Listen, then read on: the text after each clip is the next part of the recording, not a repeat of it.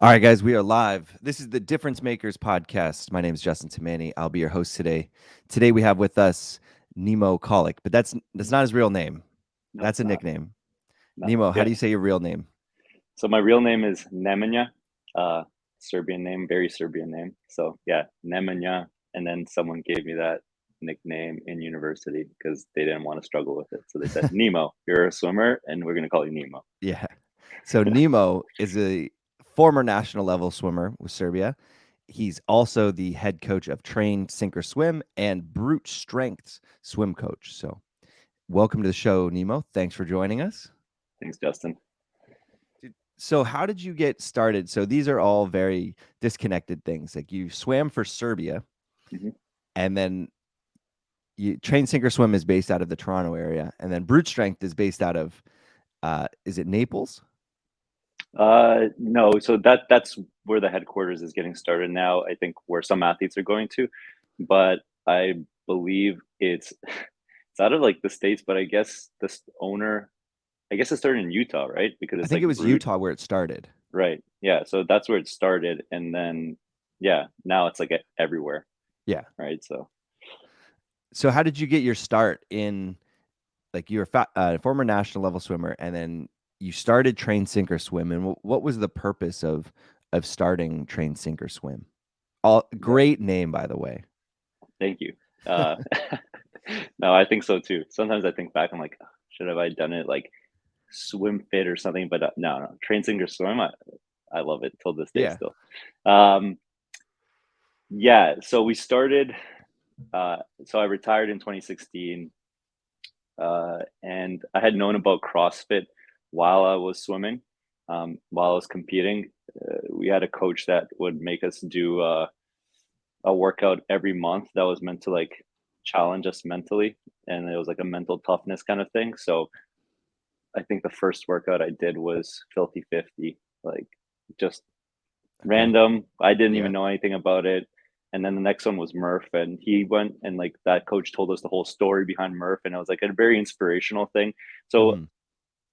after doing those workouts, as you know, it really like piques your interest. I'm like, where is this coming from? And so I got into like looking into CrossFit, and I knew when I was competing that when I stopped competing in swimming, that I would join a CrossFit gym because I couldn't obviously do it while I was Yeah. still competing because of the specifics of swimming. But I just loved everything about the community and the training behind it. And if you know me, I just like to push myself to the limit. Justin, you Yeah. might know that because I know. I've seen that.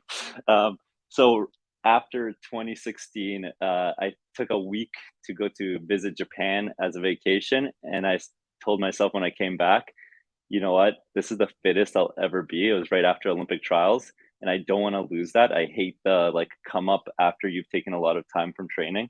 Yeah. So I'm like, I'm just gonna join a gym, and then I joined your gym, Yep. and walked through those doors, and I was like really excited, and that's kind of my real introduction to CrossFit. Um, and so after I think like a year of being at the gym, one of the coaches there wanted to learn to swim. And I said, "Oh, okay, I'll help you out. Come to a lane swim." And Mhm. for me as a coach, because after I retired from swimming, I also started coaching competitive swimmers. Yep. And so I like working with all types of athletes, and not necessarily athletes, just anyone, right? That's like looking to progress. So I helped them out, and I thought it was so interesting because it the typical CrossFit athlete, um, just their body is different than a swimmer's, right? Where they Yeah. carry their weight.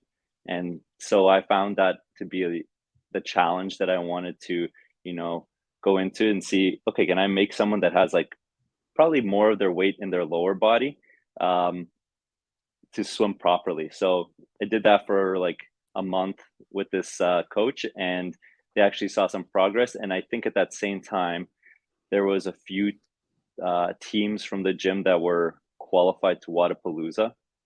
You were on one of those teams Yep. um, in the elite category, and then there was some in the intermediate category or whatever.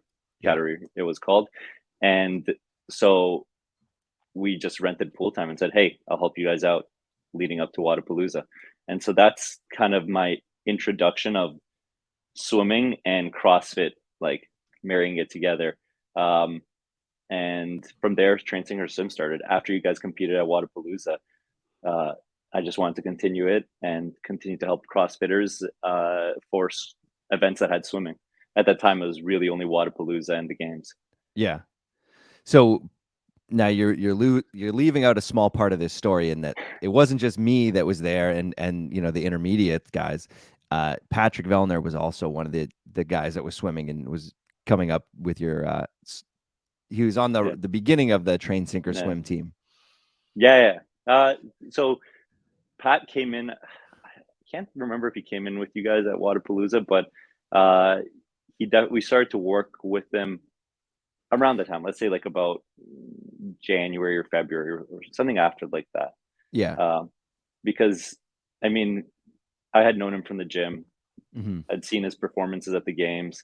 He was known for not being the swimmer, um, and so I just approached him and said, "Hey, like, I think I can help you."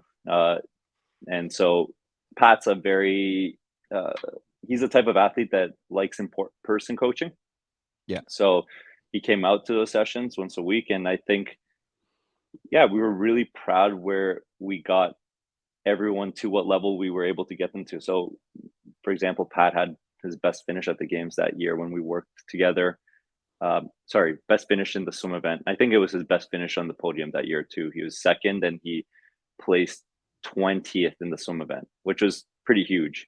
Yeah. Coming from like a 34th finish the year before that. So yeah. Anyways, it was honestly an amazing experience to work with like athletes of all calibers, from someone at like Pat's level and someone that's just wanting to compete for fun, right? So that was like an awesome first experience of Yeah. having CrossFitters swim. That was that was the year we also trained a lot at the lake leading up to the Hmm. games in 18. Right. Yeah. And I'm just remembering this, but one of those sessions, remember we were there and that tree fell on a house? Yeah, I think so.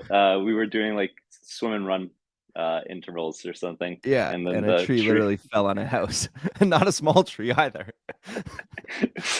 Yeah, when you think of going to a lake with a bunch of CrossFitters, you think, okay, let's like have no one drown and stuff like that, and Yeah. not thinking about a tree falling No. people. But no, it was great. Yeah, I think honestly those are such memorable moments in the Yeah. startup of all of this. And again, like I feel very, very fortunate and lucky that I don't think a lot of people know this, but Solid Ground at that time was just like a mecca of like people trying new things and starting new things up. Like Yeah. just from like I know Arian was on your podcast, so from like K Nutri, and he was Yeah. one of those athletes that came out, and like Pat being there and all these. So it was like a flood of people wanting to like just progress in ways, and it was so fun to have everyone like swimming as well. Yeah. Yeah, that was a great time. Like like you're saying, like everybody was just trying to break through and make it and do different things with like I had my, like my gradient Yes, movement, my remote gradient movement. coaching. Yeah, You had Train Sinker Swim, Nemo, not Nemo, Arian had his K Nutri and yeah, his keto focused business at the time. Dude, right. we were all just trying to grind to make it and But that was I think we all fed off of each other from that, yeah, right? Because everyone was always like, "Hey, I did this thing," and they're like, "Damn, that was sick." And yeah, then like, "Hey, like I did this," and it was just like a constant like, you know, again, just an environment conducive to growth, and I yeah, love that moment. yeah. Look at man, so many good memories looking back. I like Hey, I and we're don't want to still get on the too up, too man. We're all still doing it, right? we're all still So doing it. That's true. yeah, That is true. Hey. So how did that lead you to brute strength? yeah.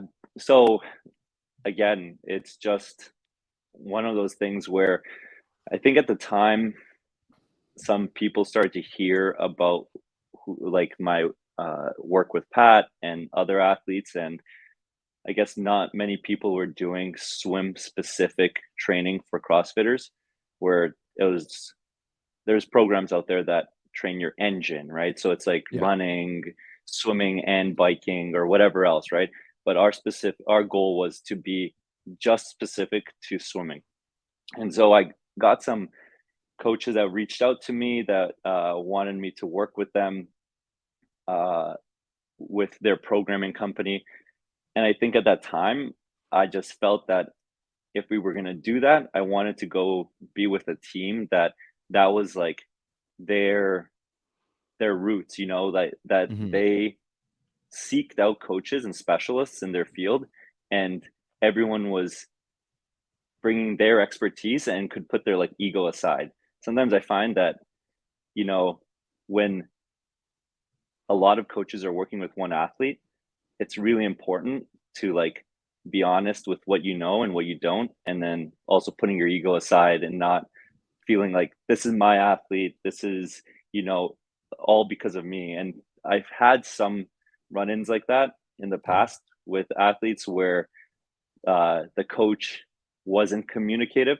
So I'd be programming swim workouts and, you know, hey, like, what do you think about this? What are they doing next week? So that I don't, you know, run into things that are conflicting, right? Hmm. So whatever, like let's say they're like running on one day or like lifting on one day before they swim. I'm like, well, that's going to affect them, and I don't want to affect what they're actually like also doing in the gym. So I think after doing some research, we found that brute strength was like that team, and Yeah. so we reached out to them and we said, hey, like I think that we can help you out with the swim program. You guys have a gymnastics coach, a weightlifting coach, right, and a bunch of other coaches that are like specific to what they do, and we got to talking, and that's how that relationship started. Yeah. Nice. And then now I mean, that's been a few years now that you've been working with them, but looking at what Brute did, let's just say in the last few months, Mhm. Wadapalooza, how many athletes did you have working with Brute Strength at Wadapalooza? Oh man, there's a ton. I guess from the elite, there was like an individual. So there's Dallin, Pepper, Fee, uh, Phil Toon, James Sprague, uh, Matt Poulin, and then on the team side, Kelsey Keel. And I'm probably forgetting someone. And I feel really bad, but I know even Emma was supposed to compete there, but she had a little bit of a setback in Dubai with her back. But she's also on the way up. So there was a lot, and then there's some in like the lower categories that were also competing. Yeah. But yeah, there was a big group.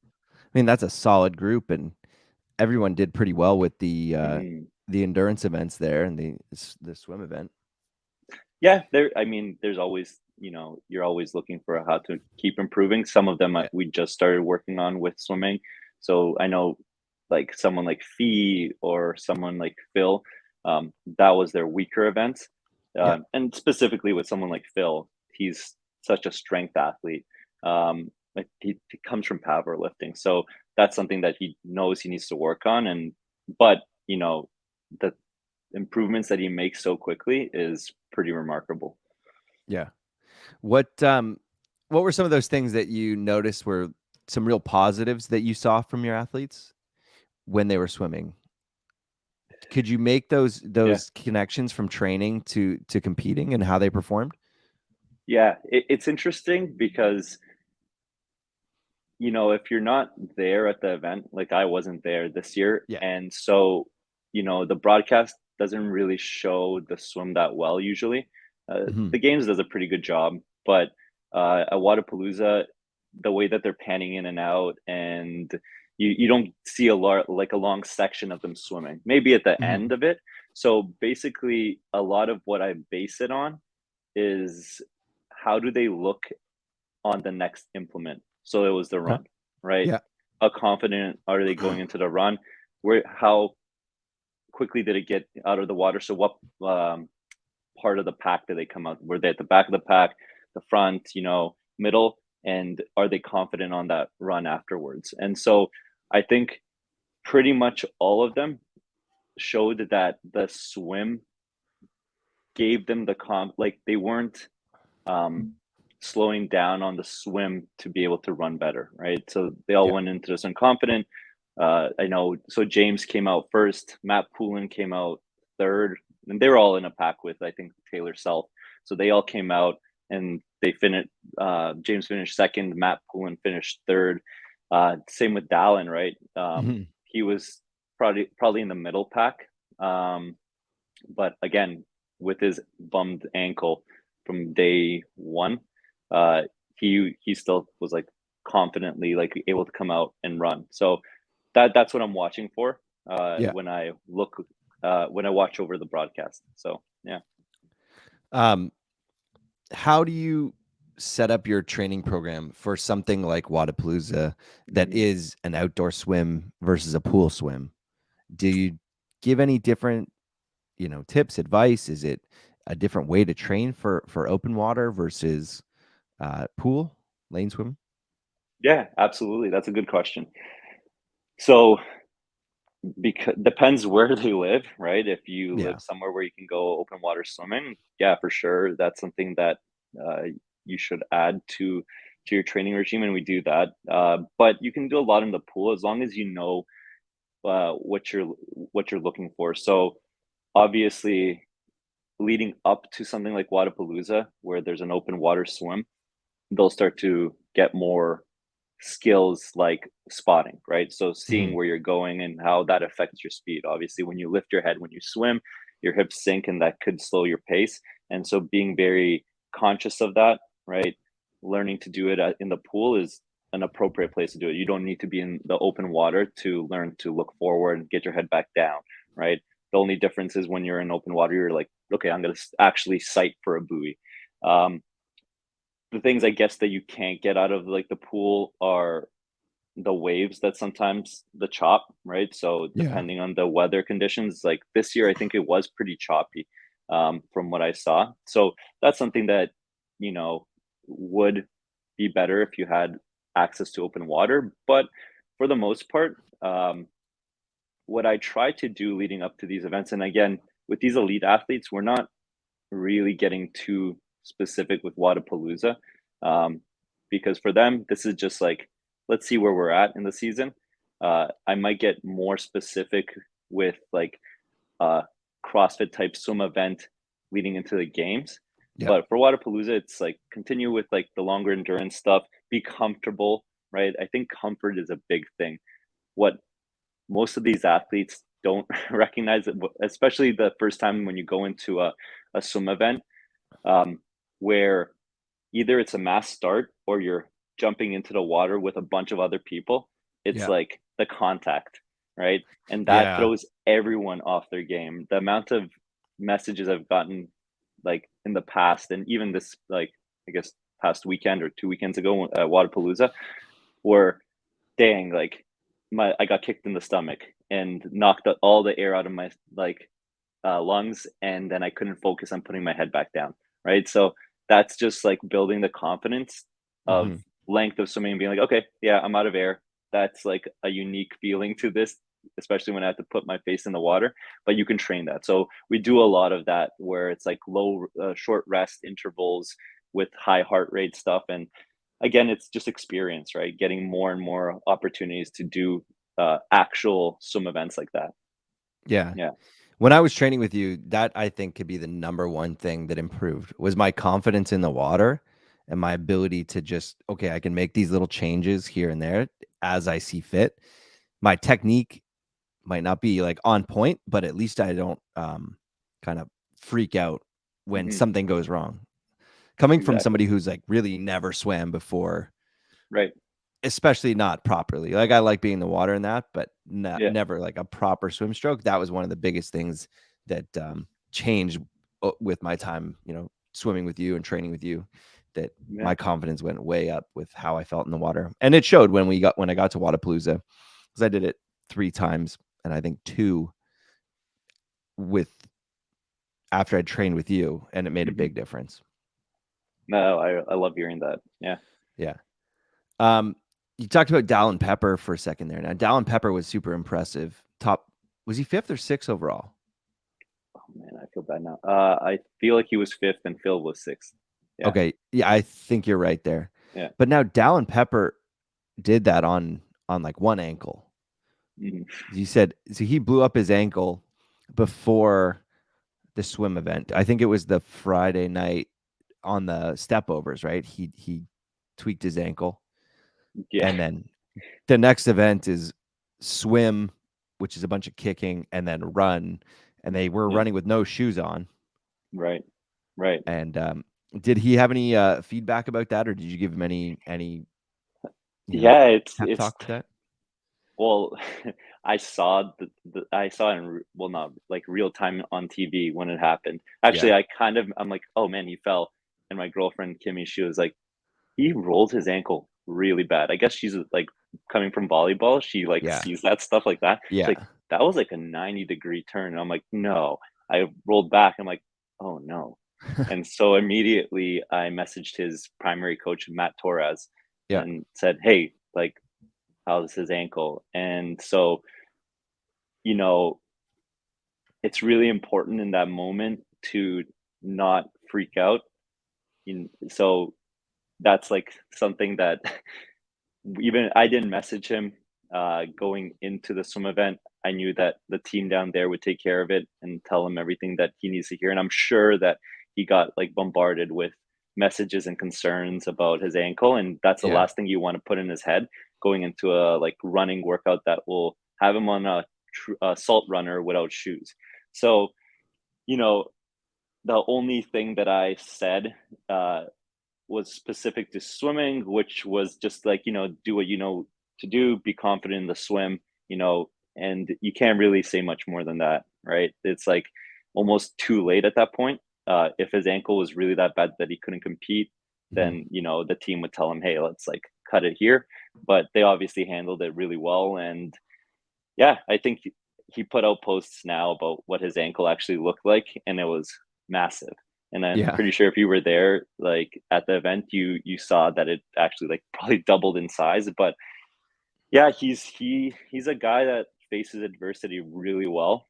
yeah, I've seen that firsthand, having worked with him in the last year and a half to 2 years, with the workouts that I give him, through heavy weeks. They have their swim on Thursdays usually, and they've built up some heavy fatigue throughout the week.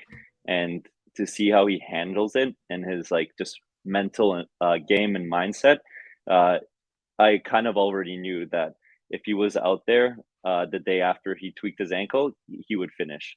yeah, And that's what happened. And then he messaged me after and we talked about it. I'm like, man, you had quite the poker face on. I don't think many people knew that it was that bad. yeah, And that's what champions do, man. They just go. They don't let anyone else know that there's blood in the water. yeah.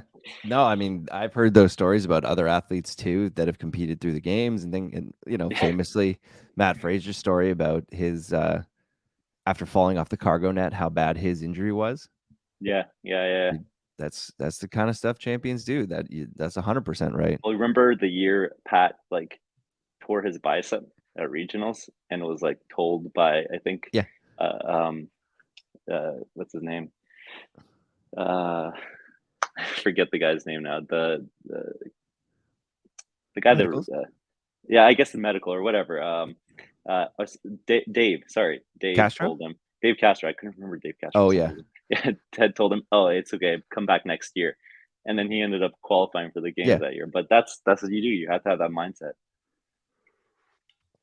yeah. That's the some of the stuff that some of these athletes go through that you don't see is is impressive. Right, right.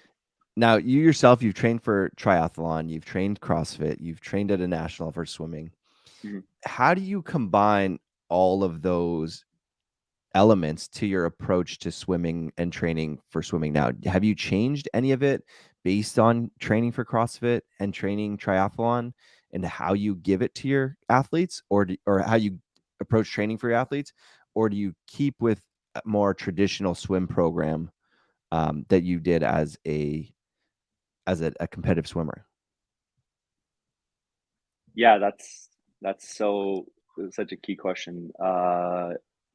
I guess when I first, the way that I coach CrossFit athletes is probably more based on, it's a blend, right? So it's a blend of traditional swim coaching, like competitive swimming, um, and then also triathlon swimming.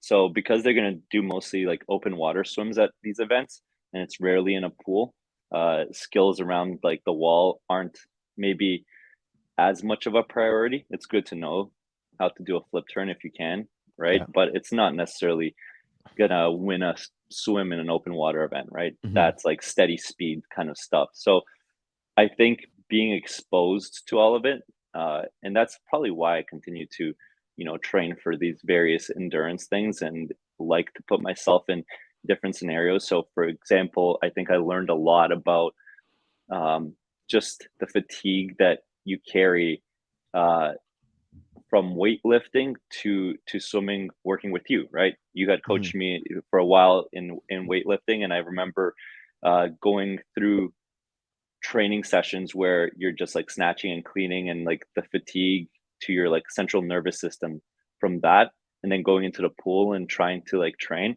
is very different than when you're just swimming, Yeah. right? Or if you're just for triathlon, like I did a triathlon this last year, and honestly, it's they like all kind of lended their hand to each other because it's very like aerobic, right? But in CrossFit, it's very different. You're being exposed to so many different energy systems being like stimulated at different times of the week, Yeah. and being able to be very what's the word, just having foresight of what that athlete might be feeling on that day is so important. So there's the theory of it, right? Hmm. Like you can study it and say, okay, maybe don't put this type of workout before they're doing this kind of work in the gym. And then there's also the practice of it and feeling it on yourself. So I have learned a lot from being exposed to those various training regimes, and I think yeah, they definitely kind of blended together now to, and they're always evolving. So to answer your question, yeah, they're always evolving. Maybe before it was more specific to just, okay, this is what swimmers do, and now it's like, okay, this is what you need as a CrossFitter and what you've done, in your previous sports like career or like history leading up to this point, right? Yeah. I don't know if that makes sense, but Yeah, it does. No. but yeah. One other thing to add to that is I definitely the one thing that you'll notice, and you probably know this, I spend a lot of time on the technical aspects of swimming when I teach, Yeah. right? So I think that's so important. And I'm not bashing any other program or anything like that, but I'll look around and see what other swimming programs for CrossFitters or just like functional fitness athletes look like. And it's a lot of just, okay, swim an X amount of distance over and over and over again. Yeah. And the thing that most people miss on is swimming is so highly technical because of the fact that you're moving through water that creates a lot of resistance if you're not moving well. So even though you can be very fit, you can be very slow because you're so technically poor, right? So you're Yeah. creating a lot of drag, and you know, CrossFitters are not thin individuals, right? No. They're wider, right? Big legs. That creates a lot of drag. So that's where my thoughts are. Yeah, that's one big thing that we spend a lot of time working on, and that's actually what made me feel more comfortable in the water. Hmm. Because I'd worked with coaches before, and I'm saying this as a decent CrossFitter, but a terrible swimmer. And leading up to some of the events, I worked with people, and I just didn't understand it. Right. Like I Right. didn't understand how to move my body, how to manipulate my body, how to, when somebody says kick, I'm just like, okay, got it. Like, Yeah. and I'm just flopping around. But it wasn't until we worked on very specific things, and it was like, okay, this is all we're doing for this drill set. And it's like snatching or cleaning, right? Like all we're going to do is this set. And then that's the focus. And then the next thing. And then 2 weeks later, we went back to that same drill, and okay, there's little tweaks, there's little improvements. But those are the types of things that made me feel more comfortable. And, to this day, if I hop in the water, I'm like, oh, okay, I remember how to do that. Okay, this is where I need to be. This is my positioning.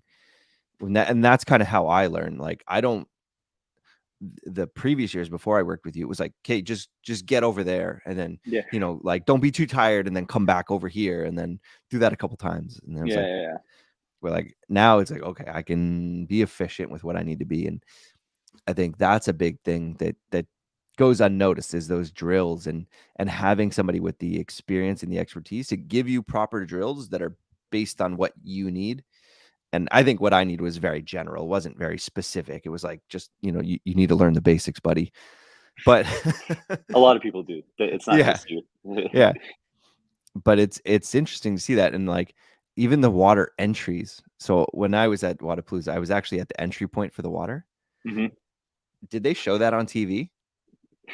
Yeah, I know some athletes know. Like I screen recorded, and I'm like, "Yep, Yeah. that's a CrossFitter diving in." Yeah. Mind you, Dallin sent me his, and his one was really pretty. And he's like, Yeah. "Hey, man, I think you'll appreciate this. I actually look like a swimmer." I'm like, "Yeah, like your dive is good, but you don't look like a swimmer. Your legs are too big."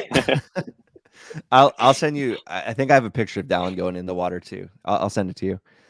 Yeah, But there's a couple people, like, like Con Porter. He's a swimmer. yeah, He's been there.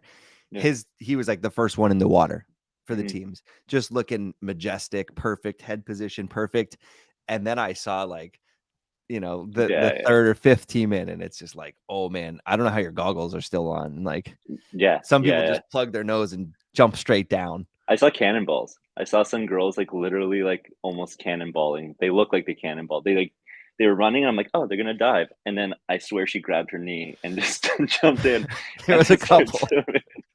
Mind you, it is pretty sketchy to dive in when there's a bunch of people in front of you. So, managing that is so important too. But you're right. There's still some of those things that you see in CrossFit that it's actually hopeful, right? Like you can see that there still needs to be progress in that.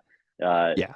and I'm not like a freaking expert in like, weightlifting or gymnastics. I'm sure like gymnasts also watch like the CrossFit games or like CrossFit events, and weightlifters are like, oh man, that lift looks so Yeah. bad.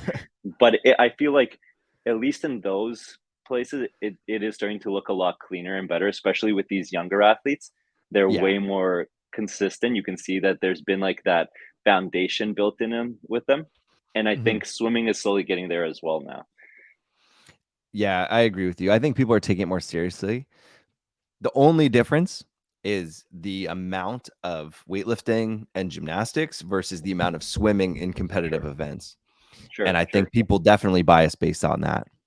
But Hey, but people, yeah, go ahead, sorry. I was gonna say, but people who are at that top level, who that's their downfall, I'm sure are working on it. I know that swimming's getting better when you hear words like, okay, first off, from my athletes, so Dallin, I think, messaged me right off the bat, and Matt Poulin as well. When they saw the swim event, they Mhm. said, dang, I wish it was 500 meters, which was Yeah. like not a thing in the past. It's like, oh, thank No. God it's 250. They're like, oh, and then I heard Rich Froning at the games as well. Like, at Wadapalooza, he said, "Dang, like I wish it was 400 and not 250." And a lot of Yeah. people said that because it wasn't in terms of like time domain with Mhm. the row and the run, it was so small and such a short thing. So even with my athletes, they're like, "This is a transition. Just go and get to the run. That's Yeah. that's where it's going to be won or lost."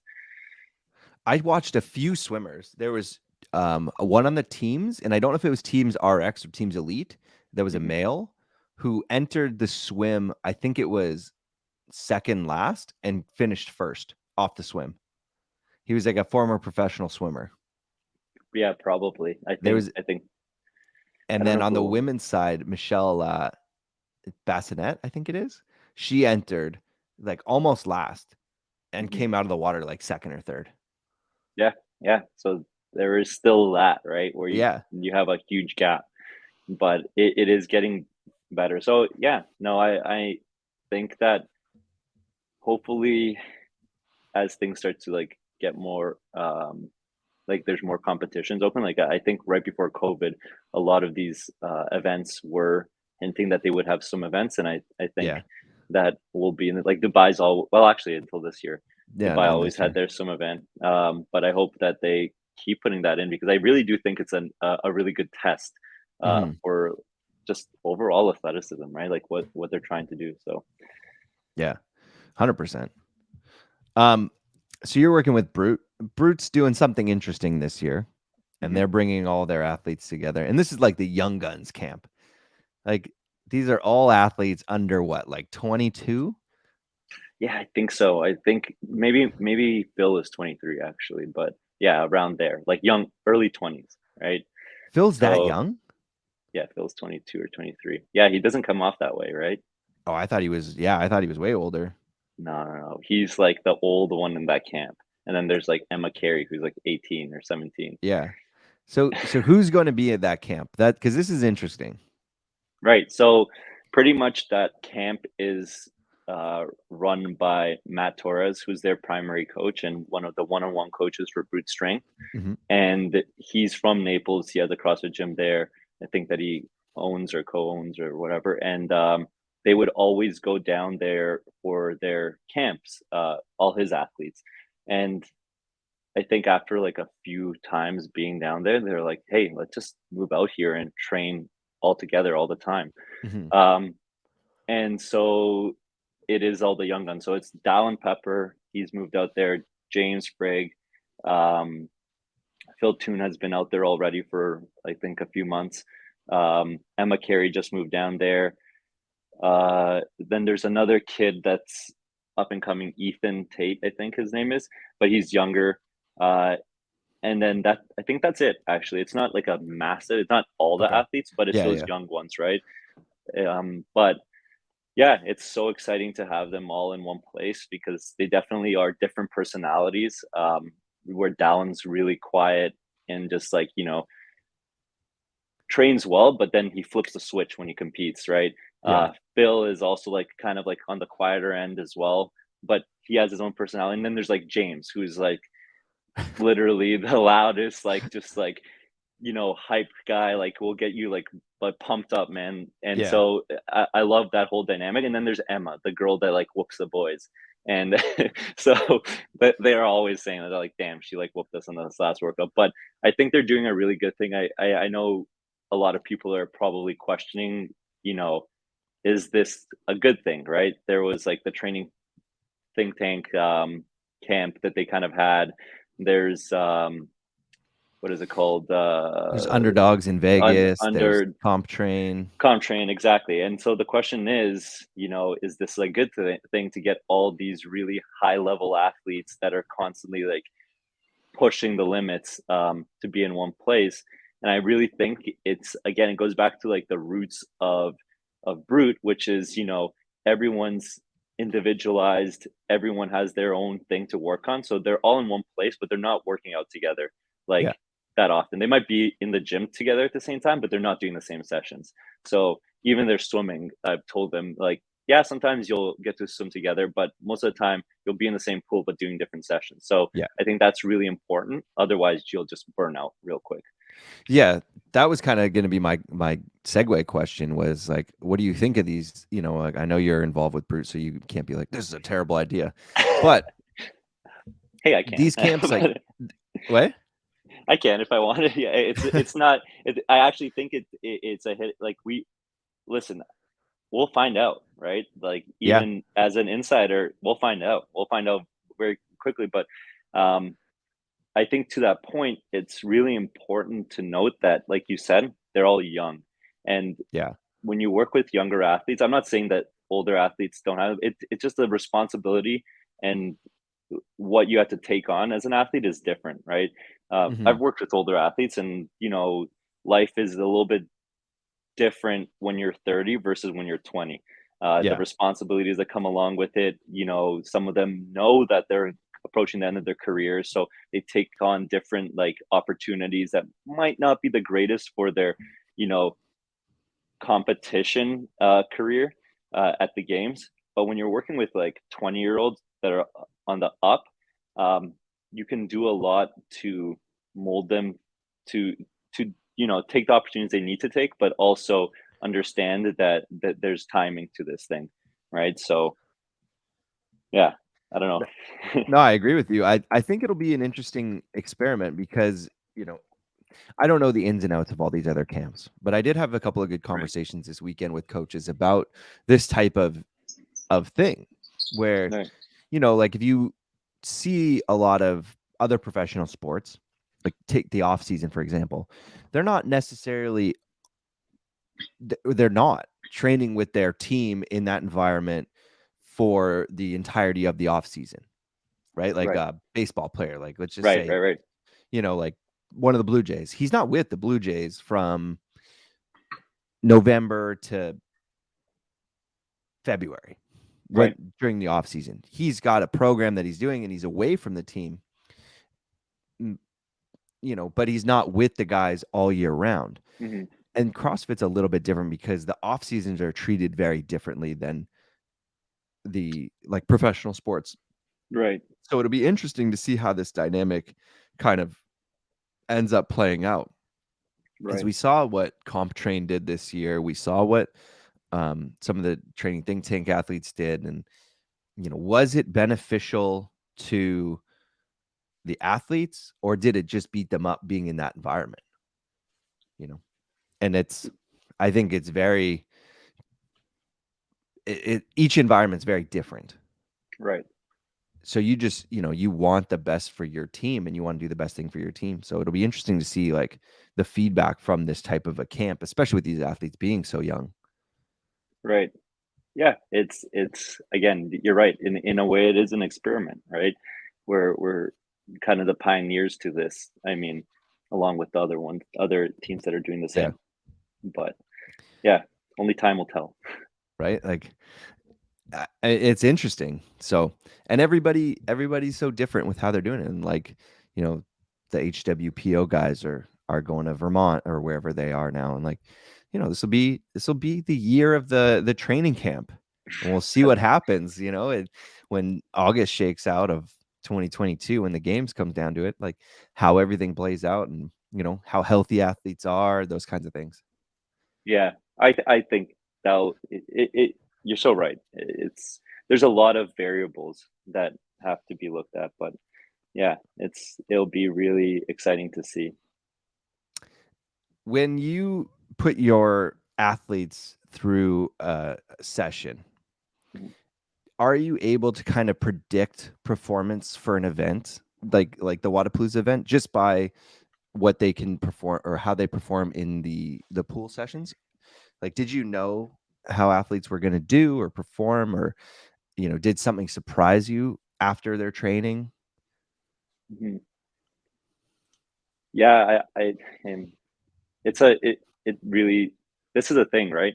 So I'm getting better and better at being able to predict uh, their performance in those Hmm. events. Again, if there's a row before and a run after, sometimes that changes the game. But I kind of get a good idea of where they're going to be, at least in the water, right? The only thing that right now I'm also collecting data all the time. Every time I see the current, let's say the CrossFit roster of top athletes compete from the Hmm. games and every single event, I can kind of get touch with them. Like, okay, that's what that person like their swimming capabilities are, right? And I'll frequently like collect all the data and see what their like paces are per 100, right, from the whole field. So from that, I'm able to somewhat predict. I knew James would be either well, I predicted he'd win. He came in Yep. second. But to that point with Matt Poulin, I didn't know that he'd be third. I didn't even know that he didn't enter the water first and he caught the front pack so quickly. Oh. And we've been some of the sessions that they do are fairly similar. So Hmm. I base it on that.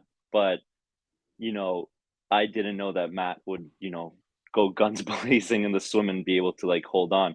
So sometimes it is, a surprise.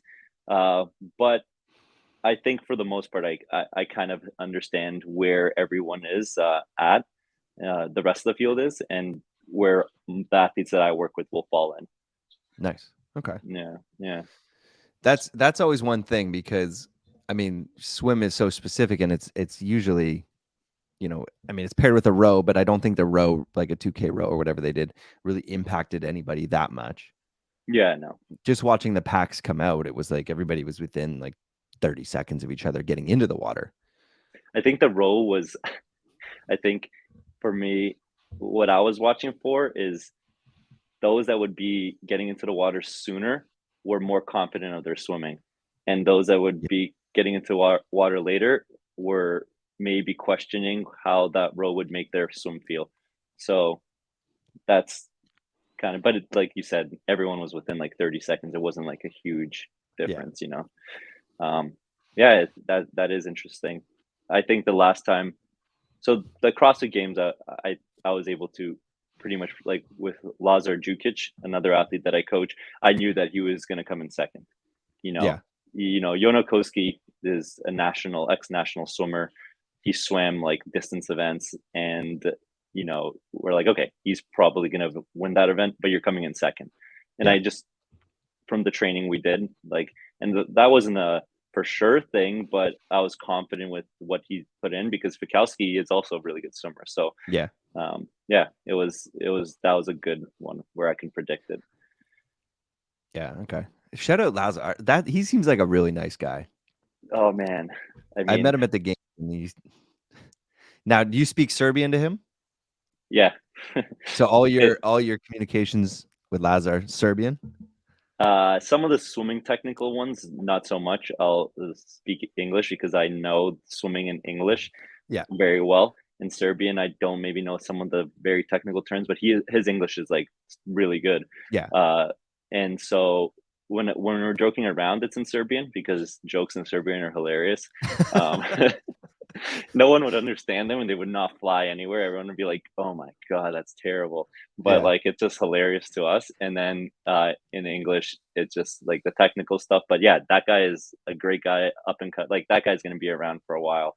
Yeah. Um, he's great competitor, uh, and yeah, if you met him, he's just so chill. I think like a lot of these athletes, that's the one thing that you'll find is most of them are down to earth. Off the competition floor, Yeah. right? So, And that's such a good thing to see. You know, like right, I think that some of the stardom hasn't hit right, CrossFit like it hits other sports because it's such a small sport. When right. you're at an event, like, you know, the stars are getting mobbed. Hmm. But then Hmm. in the Hmm. airport, you're like, who's that guy? You know, Yeah, yeah, nobody knows who some of these people are walking yeah. through the airport. But then at the events, it's like everybody's stopping them every 2 seconds. Right, right. So I think that helps keep everybody down to earth. Yeah, that's true. Yeah, that I think it's also the CrossFit is still very much around community. Yeah. And so I think the athletes do still respect that and understand that without the community of it, they don't get to do what they do as well. So I love that about the sport as well. No, that's a good point. Very good point. So what's next for you? What do you got going on coming up here in the next few months? Um, It's a long few months of just no swim competitions, I guess, for these athletes, right? Unless yeah. they go to, I guess, like nothing has been announced about like West Coast Classic yet or anything like that. Nothing has been announced as to even what the semifinal events are or where they are.